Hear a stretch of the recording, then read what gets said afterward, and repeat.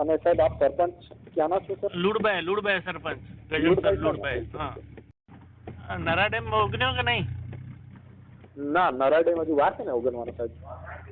સાહેબ ત્યાં ઓફિસમાં બેઠા બેઠા તમે રિપોર્ટો કરો છો કે 80% ભરાયો છે અને સવારના 7:30 વાગે ડેમ ઓગની ગયો છે. નીચાણવાળા વિસ્તારોમાં પાણી ફૂલ વહી રહ્યા છે.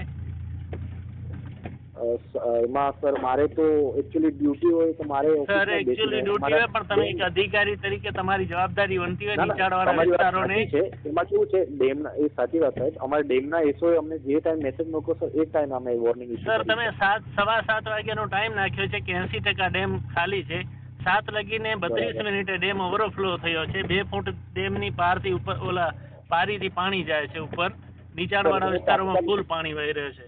આ તો અત્યારે સાહેબ 7:30 વાગે ડેમ ઓગની ગયો છે. આ તો તાલુકા વિકાસ અધિકારી નખત્રાણાનો મને મેસેજ આવ્યો, પછી અમે જોયું તો પાણી આટલું છે. એમ કે જે થતું હોય ને સાચા રિપોર્ટ કરો તો ખબર પડે. ત્યાં ઓફિસમાં બેઠા બેઠા રિપોર્ટ કરશો ને અહીંયા લોકોની જાન જોખમમાં પડી જાય.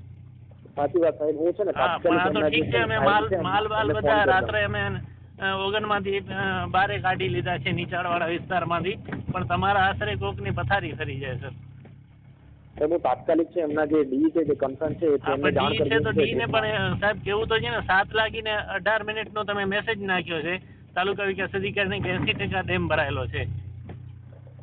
હા, મને એવી જ રીતે એમણે મેસેજ કરેલો. હા, પણ સાહેબ આવું ધ્યાન રાખો.